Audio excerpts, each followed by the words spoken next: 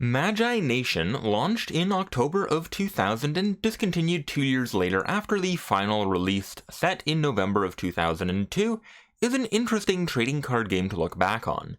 Created during the dominance of Magic the Gathering and Pokemon, but before Yu-Gi-Oh! And Duel Masters entered the scene, it had no shortage of ambition. It had a tie-in Game Boy Color game released in 2001, and eventually even an animated TV series awkwardly released in 2007, well after the card game had vanished from shelves. Although there is still some interest in the game, and it's just had a Kickstarter to re-release it, at the moment in 2024 it serves more as an interesting time capsule into the world of TCGs before the advent of Yu-Gi-Oh! And even more importantly, of Duel Masters. These two games had a truly immense impact on the design of modern TCGs, but before this time, there was a great deal of experimentation going on. Magi-Nation uses a deck of 40 cards and 3 leader cards called Magi. Each leader has a few points to note. There is your starting energy. Energy, in this game, acts as both the resource system and the life system. Moving into the text box of your Magi, you have an energize rate that you will gain each turn, an ability, and a list of starting cards. To start a game of Magi-Nation, first you take the 3 Magi that you would like to use, you decide the order for them, and then you place them face down in front of you, and you decide who is going first. Usually that's a simple dice roll, and we'll assume that we're going first on this side for this game. You don't draw your starting hand before your first turn. As part of your first turn, you reveal the first Magi of your stack, take its starting energy and place that on it as energy tokens. From there, you note its starting cards, and then you can go through the deck and find those starting cards. In this case, we've got Agovo, Crystal Arbol, and Gloves of Crystal. So, if we're going through our deck, we can find Crystal Arbol, Gloves of Crystal, and Agovo. So, from there, we just shuffle our deck back in, and then this becomes our starting hand, and we draw up to 5 cards total.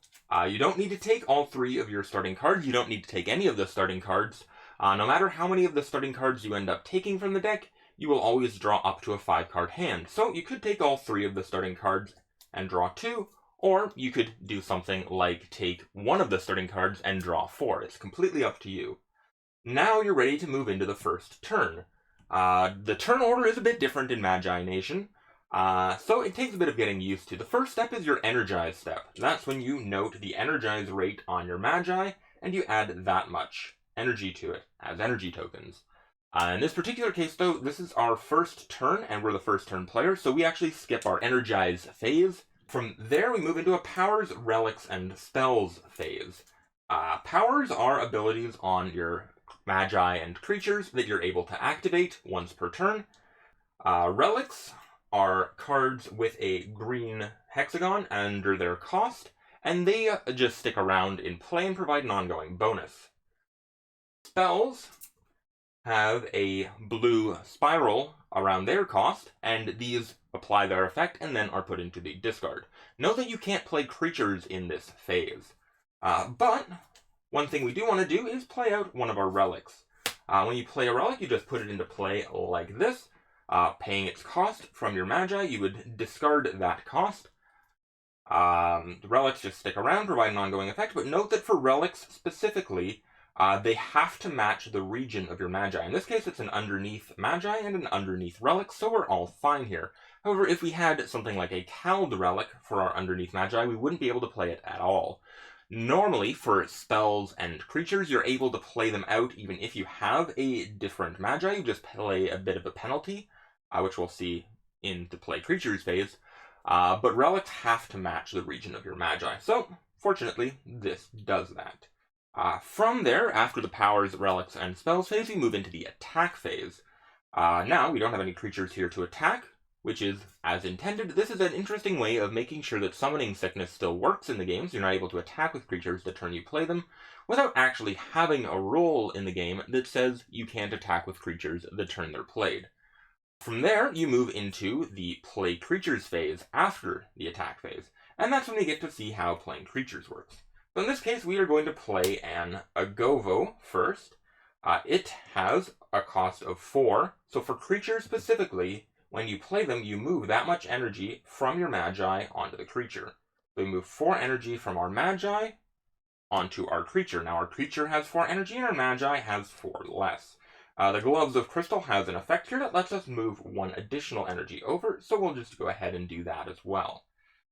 So that's the basics of playing out a creature, and the energy then becomes sort of like its health. However, if we wanted to play a creature from a different region, in this case this is a Naroon creature, so it's not matching the region of our Magi. So we're going to try and play it out and see what happens. We can still play it out, and much like the other creature, we're going to move that much energy from our Magi over, but we have to discard 1 energy along the way to make up for that region penalty. From there, we will pay out another 2 to play out a 2-cost Crystal Arbol.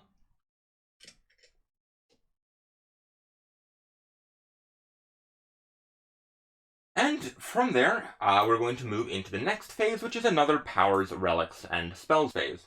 So in this particular case, we're going to use the power of one of our creatures. In this case, Agovo has a power called Lore, where you just pay out 2 energy to draw 1 card. So we'll go ahead and do that. We'll bring it down to 3 energy, and we'll draw 1 card from the deck. The last action to take before you end your turn is the draw phase, where you draw 2 cards from your deck and add them to your hand. Over on this side, we're going to flip over our first Magi, place its starting energy, look through the deck for the starting cards. In this case, they're only going to take 1 starting card. And then the deck is shuffled, and they draw up to their 5-card hand. So that's 4 more random cards from the deck. They're now all set. This Magi has an effect that lets them skip their attack phase in order to double their enter charge rate for the turn. So they are going to get 10 energy at the cost of skipping their attack phase, which is obviously great because they don't have any creatures to attack with anyways. From there, they're going to start playing out some cards from their hand. So they will play out a Garavan, which is a cost 10. And a Gremble, which is cost 2. And a Quap, which is cost 4. Next, they move into their final Powers, Relics, and Spells. They don't have anything much to do here, so they're just going to end their turn by drawing 2 cards out from the deck. Back over to our turn, we're going to start off by energizing. We're going to add 5 energy to our Magi, and we're going to move into the first Powers, Relics, and Spells step. We have another relic to play, Robes of the Ages. This just has an ongoing effect that reduces the cost of our spells by 1. So we're going to go ahead and use a spell. We're also going to use Bottomless Pit. This costs 3, but because of Robe of the Ages, it actually only costs 2. So we just discard that much energy from our Magi, bringing us down to 6 total. Bottomless Pit lets us choose a opposing creature with less than 5 energy and discard that creature. So we're going to discard this creature over here. Next up, we're going to use the power of our Crystal Arbol here. It lets us discard it from play to add 2 energy to one of our other creatures, and if it's an underneath creature, it actually adds an additional 2 energy. So that puts 4 energy onto our Agovo. Now we'll move into combat, and we'll get to see how that works. Each of your creatures in play can attack once per turn, and you simply choose the creature to attack, choose its attack target, and then the lowest powered creature removes its energy from both creatures. So in this case, the lowest of the 2 is 2, so 2 energy is removed from both creatures, leaving our Agovo with 5 energy, and this with 0. It now has no energy and is discarded from play. If there are no creatures in play, you're able to make a direct attack on the opposing Magi, and if the opposing Magi is got no energy on it, and they have no dream creatures remaining in play, then you have defeated that Magi and they move on to the next one. The goal is to defeat all 3 of your opponent's Magi. For now, though, we don't really want to crash our 2-power Weebo into the 10 energy Garavan. So we're just going to move into playing new creatures, and we're going to go ahead and play out Giant Parmaleg. moving 5 energy over, and we'll move 1 more energy using the Gloves of Crystal effect. Now, our Magi has no energy, but that's not actually a problem here, since we do still have creatures in play. However, if all of our creatures are defeated, then our Magi would immediately be defeated as well. When your Magi is defeated, I don't expect this is going to happen anytime soon, but when it's defeated, it goes to the bottom of the pile, remaining face up, and you just flip over the next Magi, and you can take its starting cards from your discard or from your deck. It goes to its starting energy, and you're ready to continue. When a Magi is defeated, it also takes all of its relics with it, so these would be discarded, and our board would start with no relics in play. And obviously, if the Magi was defeated, there's no dream creatures either. So you're essentially starting with a blank slate, but you do get the starting cards as a bit of a boost to your hand. And of course, you go right back up to a full complement of starting energy. So you're able to keep playing from there. So we'll just do one more turn over on this side, just to make sure that we've got a good grasp on how the game flows. So we start off with energizing. In this case, we just use the base energize rate, since its ability is not able to be used 2 turns in a row. From there we move into powers, relics, and spells, and we're going to go ahead and use a spell called Stalk. So we discard 1 energy, and choose an opposing creature, and it is considered stalked. Whenever a stalked creature is attacked, you discard 1 additional energy from it before energy is removed. So, to see what that looks like, we'll move into combat. I will attack with our Garafan into the giant Parmaleg over here. So, because it is stalked, we remove 1 energy before the energy exchange happens. This is now the lowest number, so 5 energy is removed from both creatures, and the giant Parmaleg is now defeated and discarded. From there, we'll move into our play creatures step. We'll play out a Vine Hyren from our hand, moving over 7 energy. Then we move into another powers, relics, and spells phase where we don't really have much of anything to do, and we'll end our turn by drawing 2 cards. That's about it for the basics of gameplay. The game is actually fairly simple to get a hang of once you've kind of figured out the somewhat unintuitive turn structure. From here, we'll go into a bit more of a discussion about what the game does well and what it potentially doesn't do as well, but the game will keep playing on in the background. I'll start the review section by saying that I do have a lot of fondness for Magi-Nation. Part of that is, admittedly, nostalgia. I picked up these cards back when the game first released, and it stuck out to me, even as a kid, for how evocative its world was. The art is really a big part of that. The game has a surprisingly small team of artists for a TCG, which means that each individual card isn't especially detailed. But it works just fine at card size, and more importantly, it gives the game a very cohesive and unified visual identity, from Hyrens and Weebos and green people with no mouths. It does feel very 2000s OC, but that's also kind of charming. I also need to take a moment to mention the card back, which is frankly gorgeous. The game also has a ton of design space, and it has a lot of interesting effects to help give you an edge in the energy attrition war. Every few years, when I pull out my old cards and read through them, I can't help but feel tempted to try and work out how they work in different decks and archetypes. I really don't get that same inspiration when looking through other 2000s era cards, such as my stacks of very early Pokemon and Yu-Gi-Oh cards, or even with more recent games like Luck and Logic. In these games, when I read through a stack of cards, I'll fairly quickly get bored going over the text and just look at the pretty art.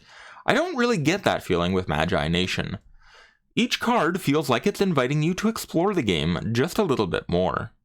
This is a somewhat intangible aspect of TCGs, and it is definitely very subjective, but I do think it is important, and it is something that Magi-Nation does fairly well. Magi-Nation is also not a game that is afraid of innovation, and some parts of that innovation are quite clever, such as how the unusual turn structure creates summoning sickness without specifically needing a rule that spells out creatures cannot attack on the turn that they are played. It has an interesting take on a resource system as well that blends it in with creature damage and player life, and the game also doesn't use tapping in any way at all. A lot of modern TCGs lean very heavily on the formula established by Duel Masters, and while this is a fantastic foundation to build on, and there's a very good reason why so many games are built on it, It can also somewhat limit the scope of what is possible in a trading card game. For example, even though they play very differently, structurally, Lorcana and One Piece are actually quite similar. While more unique games like Magi-Nation can take a bit longer to get comfortable with, the flip side of that is that they also offer a more unique game experience. Unfortunately, even though there's a lot I like about the game, there's also a few spots that I think it didn't work quite as well. While the turn structure does work in some ways, it's also unexpectedly awkward in others. For one, playing spells but not creatures in what is essentially your pre-combat main phase, and then moving on to playing creatures before spells, specifically in your post-combat main, feels a lot more restrictive than the generally more open main phases of other games. Even if practically this is still the same order of plays that you would make in an average turn in Magic the Gathering, it still feels awkwardly strict in Magi-Nation. Energizing at the start of turn but then drawing at the end of turn is also a little bit tricky and unintuitive, and I have constantly found myself reaching for the deck after energizing or forgetting to draw after passing my turn. Flesh and Blood is also a game with its draw phase at the end of the turn, but while I never really had an issue forgetting to draw at the end of turn in Flesh and Blood, I was constantly forgetting to draw at the end of turn in Magi-Nation. There's really nothing wrong with playing around with a turn order, but players are generally going to be used to drawing at the start of turn and with being able to play any card in their main phases. And honestly, I'm not sure if the benefits of Magi-Nation's unorthodox turn structure really outweigh the costs of it being unintuitive and a little bit clunky. Energy is another of Magi-Nation's relatively unique mechanics in that it acts as your resources and also as creature health and player life. While all of that is very interesting, it does create some awkward points in the gameplay. Magi-Nation starter decks come with one die and a huge pile of punch-out tokens, and as a kid I remember how painful it was tracking this huge mess of counters on various different permanents. But a decent stack of dice fixed that problem well enough. More importantly though, energy creates a very slow and grindy pace to the game. Creatures trade off damage in the form of energy on both offense and defense, and players freely select the targets for their attacks. All of this combines to create a very attritional style of gameplay. Creatures trade off frequently, and it can be very difficult to build up a strong board state to really push against the opponent for a win. The order of the turn structure, attacking first and then playing your creatures, means that generally most of your effort is going to be directed towards stabilizing your own board position rather than on attacking the opponent.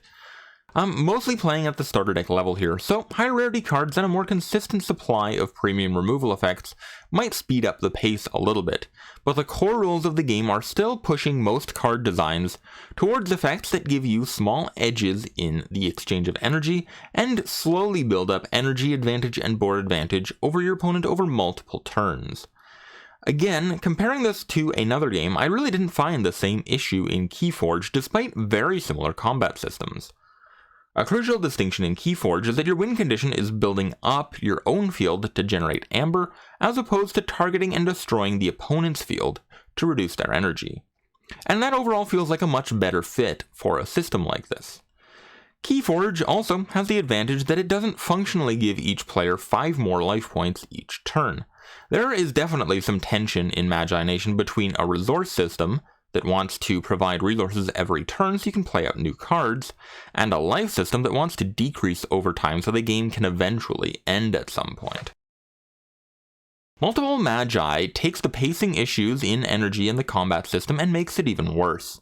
Players bring 3 Magi to each game of Magi-Nation, and when one of your Magi is defeated, you flip over the next one and keep battling. While this is an interesting take on condensing a best of 3 match down to a single duel, in my experience it takes a naturally slower paced game and it drags down the pace even more. To date, I still can't think of a single 3 Magi game of Magi-Nation that I've actually finished. A final issue I'll mention in regards to energy is how it creates a very flat level of power over multiple turns. While there's plenty of variety in card costs, players are always getting a standard allotment of resources to spend each turn of the game. Unlike Magic or even most TCGs at this point, where resources increase over time allowing for bigger and more impactful players later on in the game, there's not really any kind of escalation in Magi-Nation. In the final turn of the game, you're probably going to be using very similar cards to what you were using on the very first turn of the game. Escalation can be a bit hard to appreciate until it's gone, but I really noticed that it was gone in Magi-Nation. I found that the flat power curve over the course of gameplay made cycling through 3 Magi even more tedious. Magi-Nation is designed to support multiplayer gameplay, which is nice, but I'm also not quite sure how well that's going to work. I admittedly have never played with more than 2 players, but the highly attritional style of gameplay in one-on-one makes me feel like multiplayer would be a very, very political game. 2 players successively attacking a single opponent is going to be nearly impossible to defend against, while attacking a player without support from another player is just going to burn out a bunch of your own energy and give whoever was not attacking there a huge edge. I can't imagine multiplayer working particularly well for this game system, although it is still nice that they include it as an option. Ultimately, while I can definitely pinpoint some flaws in Magi-Nation's system, especially with the energy mechanic, I don't want to come down too hard on it. It really does feel like a project with a lot of passion behind it, and from the deep card pool of card effects to the charming and evocative art style, it does a lot of things that I do really appreciate. I still love pulling out the cards and looking at them, and then theory crafting decks. But when it comes to actually playing the game, I'm admittedly less enthusiastic. And this is something I experienced both as a kid when the game was first releasing, and now after I have a ton more experience playing other card games. A lot of the game's issues are quite minor and it just takes a bit of time to get used to, like the somewhat awkward turn structure or the huge amount of counters that it requires. Pacing, though, really is the game's Achilles heel. Card effects give both designers and players plenty of tools to try and break through, but the core rules themselves lead to games that are slow, grinding battles of attrition. While that can be fun at times, and certain players are really going to love that, most often I got tired of the grind well before the game was actually over. Magi-Nation is an interesting time capsule to the pre-Yu-Gi-Oh! And pre-Duel Masters era of trading card game design, both in the gameplay and the aesthetics that still have a lot of unique points, but with a Kickstarter to re-release the game and continue its expansion, personally I can't really say that it's a game that I'm looking to dive back into. If you've played Magi-Nation in the past, either from the Kickstarter release or during the original release, I would love to hear about it. I'm particularly interested in how you found the pacing issue. Magic the Gathering also has some issues with pacing in its core rules, but Magic has gotten quite good at managing all of this with keyword abilities and effect interaction. I'm curious if Magi-Nation ever really managed a similar state of balance, or if it was still struggling with pacing right up until the end. Leave your comments below, and have a fantastic day.